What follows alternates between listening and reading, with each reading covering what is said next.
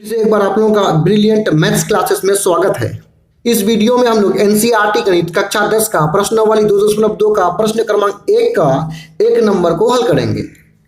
प्रश्न 1, निम्न द्विघात बहुपदों के शून्य ज्ञात कीजिए। अर्थात ये जो नीचे निम्न मतलब नीचे जो ये बहुपद दिया हुआ है इसका हमें क्या ज्ञात करना है? शून्य ज्ञात करना है। शून्य का मतलब ये हुआ कि इस बहुपद का हमें यक्स का मान को ज्ञात करना है, मालूम करना है। आगे क्या है इसको पढ़ते हैं। और शून्यकों यानी इसका जो शून्यक है, शून्यकों तथा गुणांकों के बीच के संबंध की सत्यता की जांच कीजिए। अर्थात इसका जो शून्यक है और जो गुणांक है उसके बीच जो संबंध है उसकी सत्यता को जांच करना है। तो इस प्रश्न का जो पहला भाग है कि हमें पहले क्या निकालना है? शून्य ज्ञात करना है। तो आइए इस बहुपद का शून्यक को यहाँ पे ज्ञात कर लेते हैं। क्योंकि हमें इस बहुपद का शून्यक ज्ञात करना है तो यहाँ पे लिख लेंगे शून्यक के लिए। इसके बाद हम लोग ये जो बहुपद है उसको हूबहू यहाँ पे उतार लेते हैं। बहुपद है x square minus 2x minus 8। देखिए किसी भी बहुपद का जब शून्य ज्ञात करेंगे तो यहाँ पे लिख लेंगे शून्य के लिए और बहुपद को बराबर 0 कर देंगे। यानी जब भी किसी बहुपद का शून्य ज्ञात करना होता है तो उसको बराबर क्या कर देते हैं? 0 कर देते हैं। तो आइए अब यहाँ पे जो बहुपद दिया हुआ है इसका हम लोग शून्य को ज्ञात करेंगे। तो ये जो बहुपद दिया हुआ है इसका शून्य ज्ञात करने के लिए अर्थात यक्स का मान ज्ञात करने के लिए हमें सबसे पहले इस बहुपद का गुणनखंड ज्ञात करना पड़ेगा। तो इसका पहले गुणनखंड को निकालने के लिए हमें ये जो मध्य पद है 2x को इसे 2 पदों में विभक्त करना पड़ेगा। हम किस प्रकार ये मध्य पद को 2 पदों में विभक्त करेंगे इसको यहाँ रफ में थोड़ा सा हम लोग समझते हैं। देखिए ये जो बहुपद दिया हुआ हमें x square minus 2x minus 8 बराबर 0। तो इस बहुपद का जो पहला पद है यानी एक्स स्क्वायर है उसके गुणांक को अंतिम वाला पद से हम लोग क्या करेंगे? गुना करेंगे, यानी माइनस 8 से गुना करेंगे। तो यहाँ पे एक्स स्क्वायर का गुणांक कुछ भी नहीं तो हम लोग कितना समझते हैं? 1 समझते हैं। तो एक्स स्क्वायर का गुणांक 1 को हम लोग गुना करेंगे अंतिम पद माइनस 8 से। तो दोनों को गुना किए तो कितना हुआ? माइनस 8। अब ये जो पद देख रहे हैं बीच में -2 को, यहां पे जो -2 है इसे हमें 2 संख्या में इस प्रकार बदलना है। ध्यान दीजिए यहाँ पे -2 को इस प्रकार 2 संख्याओं में बदलना है कि दोनों संख्याओं को जोड़ने या घटाने पर -2 आए। ध्यान रखिए जोड़ने या घटाने पर -2 आना चाहिए और दोनों को गुना करेंगे तो -8 आना चाहिए। और ये -8 आया कहाँ से? कि बहुपद का जो पहला पद एक्स स्क्वायर के गुणांक और यहाँ अंतिम वाला जो संख्या है उसको गुना करने से -8 आया है। तो वो 2 संख्या क्या होगा इसके लिए हम लोग क्या करेंगे? 8 का यहाँ पे गुणनखंड ज्ञात कर लेंगे। तो 8 का गुणनखंड 2 से चलाएंगे 4, फिर 2 से चलाएंगे 2 हुआ। अब हमें 8 के गुणनखंड को 2 ऐसी संख्याओं में बदलना है कि दोनों को जोड़ने या घटाने पर -2 आ जाना चाहिए। अब यदि हम ये 2 संख्याओं को गुना करके एक संख्या बना लेते हैं, 2 दूने कितना हो जाएगा? 4 हो जाएगा। एक संख्या 4 ले लिए और एक संख्या 2 लेंगे। यदि दोनों को जोड़े 4 और 2 को जोड़ेंगे तो कितना हो जाएगा? 6 हो जाएगा। हमें कितना लाना है? -2। अब यहाँ पे हम देख रहे हैं कि यदि हम 4 में ये 2 को घटाएंगे तो 2 होगा और हमें -2 लाना है। तो इसका मतलब बड़ी संख्या पर माइनस लगाएंगे यानी 2 -4 कर देंगे तो -2 यानी -2 आ रहा है। यानी 2 संख्या हम लोग बना देंगे क्या? एक बना देंगे -4 और एक दूसरी संख्या बना देंगे 2।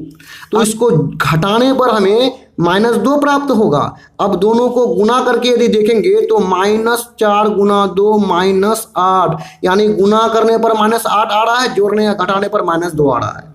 तो इस प्रकार ये जो -2x देख रहे हैं इसे हमें 2 संख्या में बदलना है। एक होगा -4 और दूसरा होगा 2। इसमें x लगा हुआ है तो दोनों में हम लोग क्या लगा देंगे? x लगा देंगे। तो आइए इसी बात को यहाँ पे लिख लेंगे या एक्स स्क्वायर को यहाँ पे लिखेंगे माइनस, इसे हमें किस में बदलना है? -4। तो -4x फिर क्या होगा? +2x फिर क्या है? -8 बराबर 0। अब यहाँ पे देखिए यदि हम इन दोनों पदों को घटाएंगे तो कितना होगा, -2 होगा, और दोनों को गुना करेंगे तो कितना, माइनस कितना हो जाएगा, 8 हो जाएगा। अर्थात ये शुरू वाला और अंतिम वाला पद का जो गुणनफल है -8, गुना करने पर इतना ही आ जाएगा। यही हमें करना था यहाँ पे। अब इसको मध्य पद को तोड़ने के बाद अब हम लोग क्या करेंगे, 2-2 का पेयर बना करके आप यहाँ हम लोग सबसे पहले ये जो पहला और ये दूसरा जो पद है इन दोनों के बीच को उभयनिष्ठ गुणनखंड निकाल लेते हैं। तो इन दोनों के बीच उभयनिष्ठ गुणनखंड ज्ञात करने के लिए सबसे पहला जो पद है x², इसका हम लोग यहाँ पे गुणनखंड ज्ञात कर लेते हैं। तो x गुना x होगा और दूसरा संख्या कितना है, 4x है। तो 4 का गुणनखंड 2 गुना 2 और गुना x है। अब देख रहे हैं दोनों के गुणनखंड में कौन सा संख्या मैच कर रहा है, यानी x यहाँ पे है तो x यहाँ पे भी है, और कोई संख्या मैच कर रहा है, नहीं कर रहा है। इसका मतलब जो मैच किया वही निकलता है, उभयनिष्ठ निकलता है। अब यहाँ ब्रैकेट लगा देंगे, x² में यहाँ पे x को तो उभयनिष्ठ निकाल दिए तो बचा क्या, x बचा, यहाँ पे लिख देंगे। बीच में माइनस है तो माइनस को लिख दिए। अब यहाँ हम लोग नीचे वाला जो 4x है, 4x में x को तो उभयनिष्ठ निकाल लिए, बचा क्या है, 2 दूना 4 बचा है, तो यहाँ पे 4 लिख लेंगे। अब ब्रैकेट को बंद करते हैं। अब हमें क्या करना है, ये जो अगली दो संख्या है 2x और -8 के बीच उभयनिष्ठ निकालना है। तो यहाँ पे 2x का गुणनखंड हो जाएगा 2 गुना x और 8 का हो जाएगा 2 गुना 2 गुना 2। दोनों में मैच करा लेते हैं, उभयनिष्ठ निकाल लेते हैं, कौन उभयनिष्ठ निकलेगा। तो यहाँ पे भी 2, यहाँ पे भी 2, और कोई कॉमन नहीं निकल रहा, उभयनिष्ठ नहीं निकल रहा, अर्थात मैच नहीं कर रहा है, केवल 2 मैच किया है। तो यहाँ पे लिखेंगे +2। 2x में 2 को तो उभयनिष्ठ निकाल दिए, बचा क्या है, x बचा है।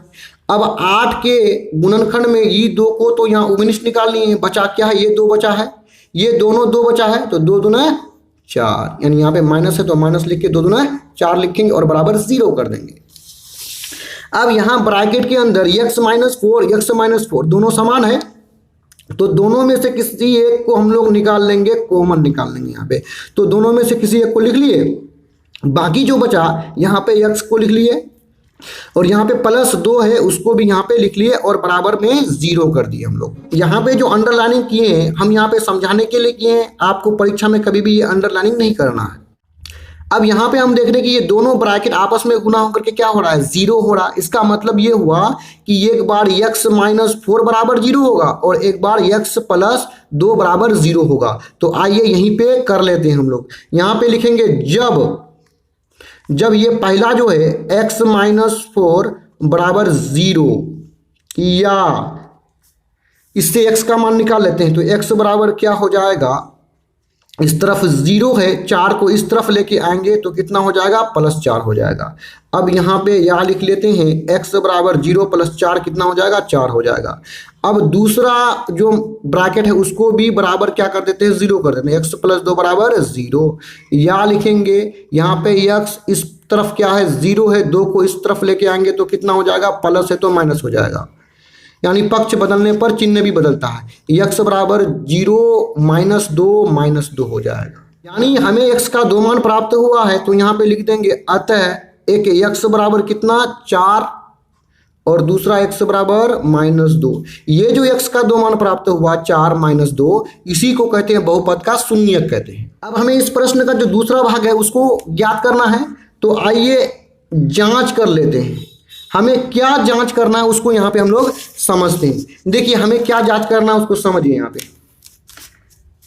हमें यहाँ पे जांच करना कि अल्फा प्लस बीटा बराबर होता है -b/a और अल्फा इंटू बीटा होता है c/a।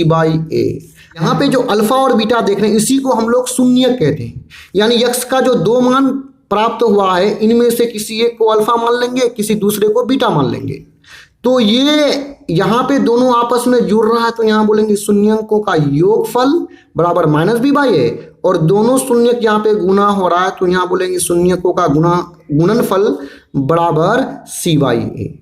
अब यहाँ अल्फा और बीटा तो हम समझ गए कि किसको किसको मानेंगे अल्फा बीटा, x के किसी एक मान को मान लेंगे अल्फा और दूसरे मान को मान लेंगे, क्या मान लेंगे, बीटा मान लेंगे।